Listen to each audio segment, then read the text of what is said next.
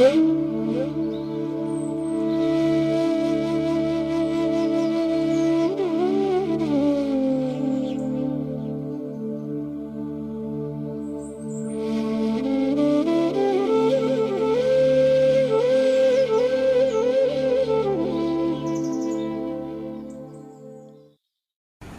नमः श्री अतिराजाय विवेकानंद शूरये सच्चित्सुखस्वरूपाय स्वामिने तापहारिणे असतो मा सद्गमयो तमसो मा ज्योतिर्गमय मृत्युर्मा अमृतंगमय।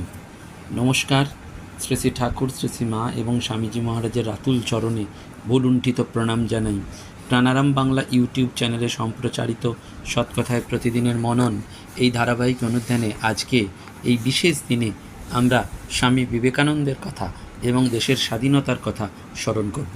আজকে ৭৯তম ভারতবর্ষের স্বাধীনতা দিবস এবং এইটি আমাদের প্রত্যেক ভারতবাসীর কাছে এক গর্বের দিন, আনন্দের দিন, আত্মবিশ্বাস এবং জাতীয়তা বোধে জাগ্রত হওয়ার দিন।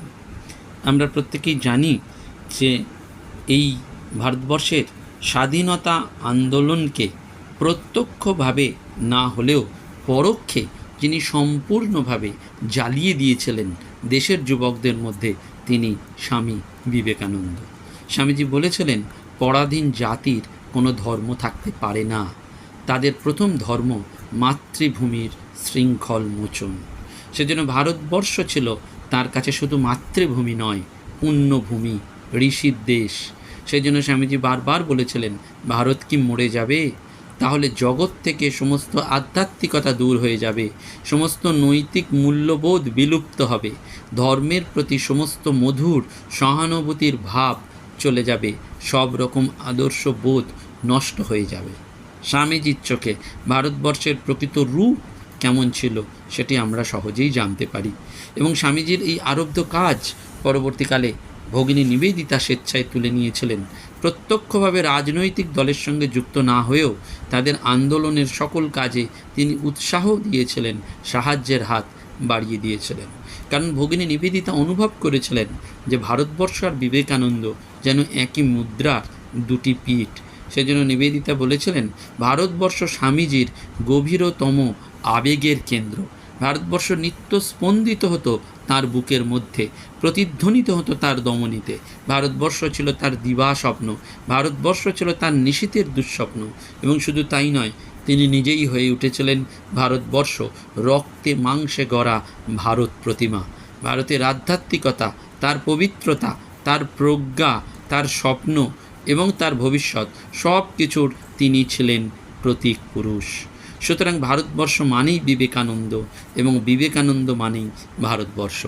আমরা এই স্বাধীনতার পুণ্য দিনে যদি স্বামীজিকে সত্যি সত্যিই আনন্দ দিতে চাই, খুশি করতে চাই, তাহলে ভারতবর্ষকে ভালোবাসতে হবে। যেটি স্বামীজি চেয়েছিলেন ট্যান্টিনকে, অর্থাৎ জোসেফিন ম্যাকলাউডকে তিনি বলেছিলেন, যখন জোসেফিন ম্যাকলাউড বলেছিলেন না যে স্বামীজি আমি কিভাবে তোমায় ভালোবাসতে পারি, স্বামীজি বারবার বলেছিলেন, যদি সত্যি সত্যি আমাকে ভালোবাসতে চাও তাহলে ভারতবর্ষকে ভালোবাসো। এই ভারতবর্ষকে ভালোবাসার কথাই স্বামীজি বলেছেন। এবং সেই ভারতবর্ষকে ভালোবেসে নেতাজি সুভাষচন্দ্র বোস থেকে শুরু করে ঋষি অরবিন্দ, তাঁরও আজকে পূর্ণ আবির্ভাব তিথি, জন্মতিথি, জন্মদিন। সেই নেতাজি সুভাষচন্দ্র বসু, অরবিন্দ ঘোষ অর্থাৎ ঋষি অরবিন্দ, বিপ্লবী কানাইলাল, হেমচন্দ্র ঘোষ, এরা সবাই এই স্বামীজিকে ভালোবেসে দেশের জন্য তারা প্রাণ দিয়েছিলেন, বলিদান দিয়েছিলেন। চার্লস টেগার্ট, তৎকালীন দিনের গোয়েন্দা পুলিশের স্পেশাল সুপার, তিনি গোপন বিবরণীতে লিখেছিলেন, the highly revolutionary liberty leaflets which have been circulated over the greater part of India commence with the watchword of Vivekananda, arise awake and stop not till the goal is reached. স্বাধীনতা সংগ্রামীদের আত্মবলিদানে উদ্বুদ্ধ করেছিলেন বিবেকানন্দ। এবং সেই জন্য তখনকার দিনে জেলে স্বাধীনতা সংগ্রামীদের কাছে স্বামীজির বই, গীতা এবং বঙ্কিমচন্দ্রের আনন্দমঠ পাওয়া যেত। বিপ্লবী কানাইলালকে আলিপুরের সেন্ট্রাল জেলে বন্দি করে রাখা হয়েছে। 1908 সালে 10ই নভেম্বর ফাঁসির দিন ধার্য হয়েছে। নির্ভীক কানাইলালের কণ্ঠে উচ্চস্বরে আবৃত্তি হতে শোনা যাচ্ছে স্বামীজির জ্ঞানযোগ থেকে ভারতীয় সন্ন্যাসী এবং আলেকজান্ডারের কাহিনী। হাসতে হাসতে কানাইলাল নিজেই ফাঁসির দড়ি পড়ে নিলেন। আর তা দেখে অবাক হয়ে সাহেবরা অন্য বন্দীদের জিজ্ঞাসা করেছিল, এমন কতজন কানাইলালের মতন সাহসী তোমাদের মধ্যে আছে? স্বামীজি বলেছিলেন, অতি প্রিয় আত্মীয় স্বজন কাঁদুক, পেছনে চেয়েও না, সামনে এগিয়ে যাও। এবং আরেক জায়গাতে তিনি বলেছিলেন, তুচ্ছ জীবন, তুচ্ছ মরণ, তুচ্ছ ক্ষুধা, তুচ্ছ শীত, অগ্রসর হও, পশ্চাতে চাহিও না। আর স্বামীজির যোগ্য উত্তর পুরুষ নেতাজি সুভাষচন্দ্র 1944 সালের 23 ফেব্রুয়ারি ডাক দিয়েছিলেন, ওঠো জাগো, আর এক মুহূর্তও দেরি নয়, অস্ত্র হাতে তুলে নাও, তোমাদের সম্মুখে যে পথ, সে পথ আমাদের পূর্বপুরুষেরা রচনা করে গেছেন। এবং সুভাষচন্দ্রের মধ্যে, দেশের স্বাধীনতা সংগ্রামীদের মধ্যে সেই কাপুরুষতা তো ছিলই না, বরং ছিল সাহস, শক্তি এবং ক্ষাত্রবীর্যের জীবন্ত স্ফুলিঙ্গ। সেই জন্য এই স্বামী বিবেকানন্দ আমাদের স্বাধীনতা আন্দোলনের ঋত্বিক। আমরা জানি বেঙ্গল ভলেন্টিয়ার্সের প্রতিষ্ঠাতা মহাবিপ্লবী হেমচন্দ্র ঘোষ, সেই হেমচন্দ্র ঘোষ বলেছিলেন যে এদেশের মহাবিপ্লবী সুভাষচন্দ্রকে তো খুব কাছ থেকেই দেখেছিলাম, দেখলাম তার আবির্ভাব ও উত্থান, কিন্তু স্বামীজির কাছে এরা সবাই শিশু। আর শ্রীরামকৃষ্ণ তো বিপ্লবী রাজা, বিপ্লবী চূড়ামণি, সেখানেও সারদা দেবী তাঁর যোগ্য সহধর্মিণী। প্রশ্ন হবে যে বিবেকানন্দের বিপ্লবী চরিত্র বোঝা যায়, কিন্তু রামকৃষ্ণ সারদার মধ্যে বিপ্লবের চিহ্ন কোথায়? হেমচন্দ্র ঘোষ বলছেন, আমার উত্তর, তাদের ওই শান্ত সমাহিত নীরব জীবনের মধ্যেই রয়েছে অতি বিপ্লবের বীজ। রামকৃষ্ণ, বিবেকানন্দ, সারদা এক ত্রয়ী, এক মহাবিপ্লবের প্রতীক। সারা পৃথিবীর চিন্তা এবং চেতনার ক্ষেত্রে এক বিরাট রেভলিউশন এনে দিয়েছেন এরা। এদের বিপ্লবে চাঞ্চল্য নেই, গতির চমক নেই। 2-1 শতাব্দী হয়তো চলে যাবে এর বহিঃপ্রকাশ মানুষের চোখে ধরা পড়তে, কিন্তু এই বিপ্লব, যাকে রামকৃষ্ণ বিপ্লব বলে আমি অভিহিত করতে চাই, তা থেমে নেই। নীরবে সকলের অলক্ষ্যে তার কাজ ঠিক চলেছে। মানুষের অন্তরের ঐশ্বর্যকে উন্মোচিত করে, মানুষের চিন্তার ক্রমবিকাশ ঘটিয়ে মানুষকে মনুষ্যত্বে পৌঁছে দেওয়াই হলো এই বিপ্লবের প্রকৃতি। আগামীকালের মানুষ দেখতে পাবে যে এই নীরব বিপ্লবের তরঙ্গ জগৎকে প্লাবিত করে দিয়েছে। সেই বেঙ্গল ভলেন্টিয়ার্সের প্রতিষ্ঠাতা মহাবিপ্লবী হেমচন্দ্র ঘোষ, তিনিও উল্লেখ করেছেন যে এই স্বাধীনতা সংগ্রামে বিবেকানন্দের ভূমিকা, এবং সেই জন্য তিনি বলেছিলেন, আমি বিপ্লবী, প্রাক্তন নই, আজীবন। আমার রক্তের মধ্যে রয়েছে বিপ্লবের নেশা, সে রক্ত স্বয়ং বিবেকানন্দের স্পর্শে সঞ্জীবিত। যতদিন এই দেহে সেই রক্ত বইবে, ততদিন বিপ্লবের নেশা আমার কাটবে না। ঋষি অরবিন্দ তিনিও বারবার বলছেন যে আমরা বলি, দেখো, মাতৃভূমির জাগ্রত আত্মায় বিবেকানন্দ এখনও জীবন্ত। ভারত মাতার সন্তানগণের হৃদয়ে বিবেকানন্দ অদ্যপি অধিষ্ঠিত। শ্রী অরবিন্দ তার বন্দে মাতরম পত্রিকায় বলেছেন, ভারতের জাতীয়তা আন্দোলনের অন্যতম প্রেরণা পুরুষ বা অনন্য পুরুষ বিবেকানন্দ। তাকে দেশপ্রেমিক বিপ্লবী হিসাবেই বন্দে মাতরম চিহ্নিত করে। অর্থাৎ বিপ্লবীদের মধ্যে এই দেশপ্রেমের আগুন স্বামীজি জ্বালিয়ে দিয়েছিলেন।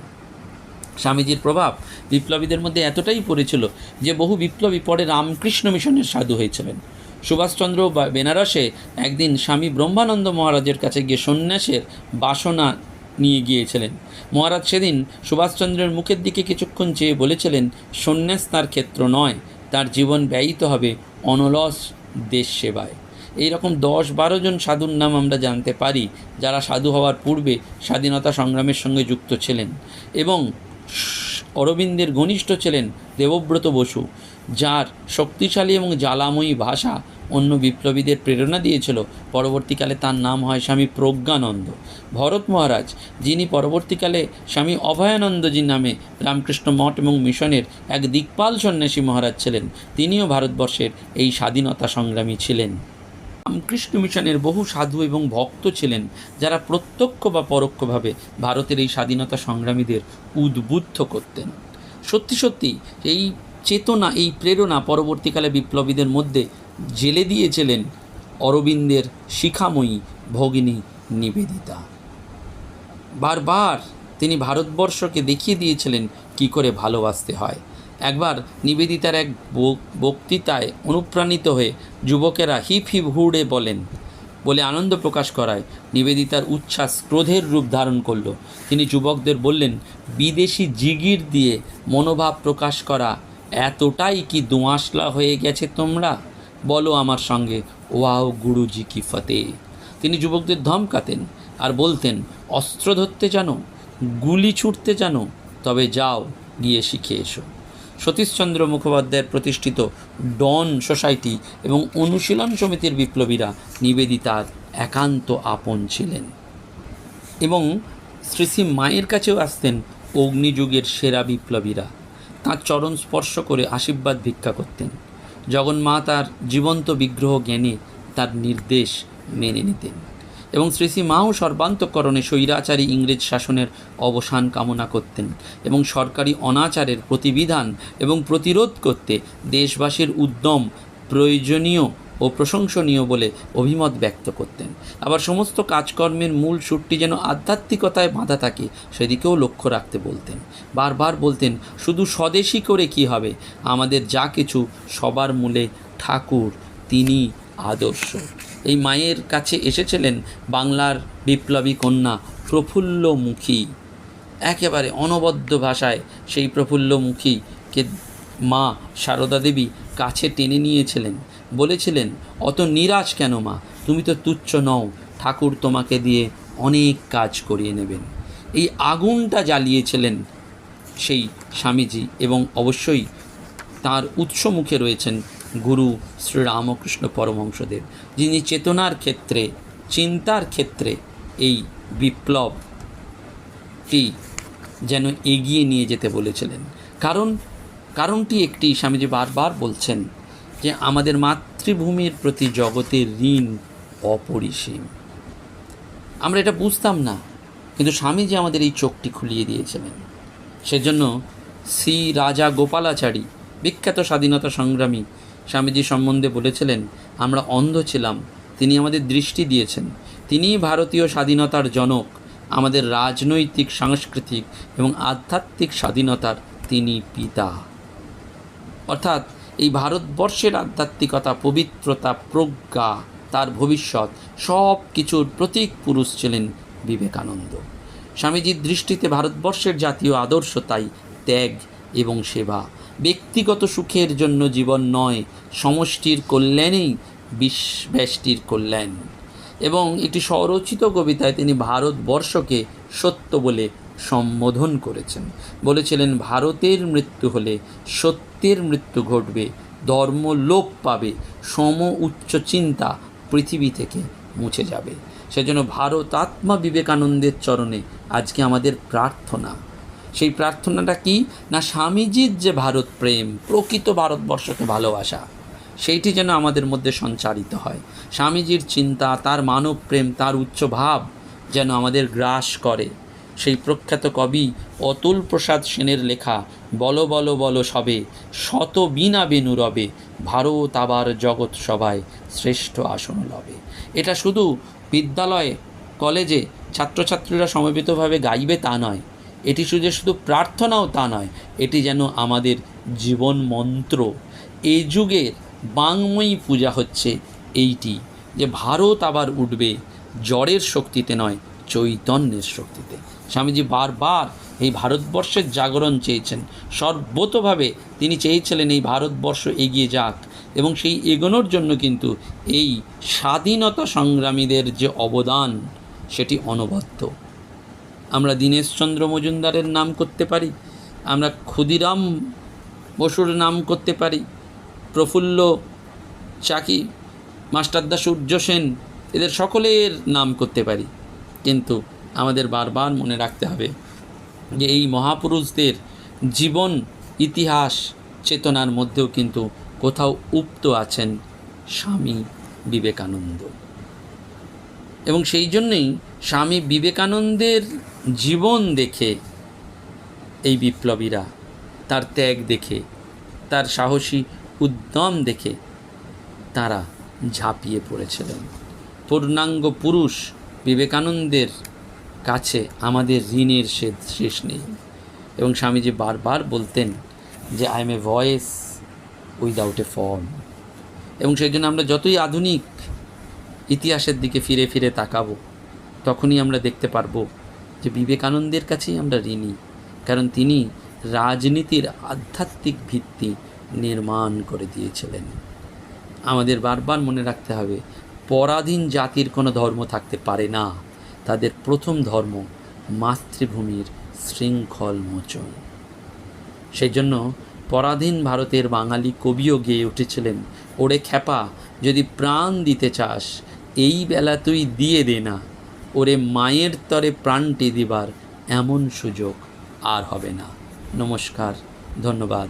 আজকে একটি বিশেষ অনুষ্ঠান রামকৃষ্ণ সারদা মিশন এন্টালিতে সকালবেলায় হবে স্বাধীনতা এবং দেশপ্রেমকে নিয়ে, এবং স্বামী বিবেকানন্দের পৈতৃক আবাস এবং সাংস্কৃতিক কেন্দ্রে বিকালবেলায় স্বদেশ আই ফাউন্ডেশন আয়োজিত একটি আলোচনা চক্র, যে আলোচনা চক্রে অধ্যাপক ডক্টর সোমনাথ ভট্টাচার্য মহাশয়, শ্রীময়ী কুসুম ভট্টাচার্য মহাশয়া, আমি নিজে, স্বামী ইষ্টব্রতানন্দজি মহারাজ, স্বামী জ্ঞানলোকানন্দজি মহারাজ এবং দিবাকর চৈতন্য মহারাজ এরা উপস্থিত থাকবেন।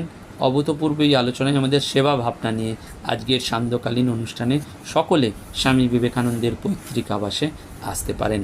কারণ দেশকে ভালোবাসতে গেলে এই দেশের জন্য আমাদের কিছু ভাবতে হবে, দেশের মানুষের কল্যাণ করতে হবে, ভারতবর্ষের জন্য নিঃস্বার্থ ভালোবাসা দরকার।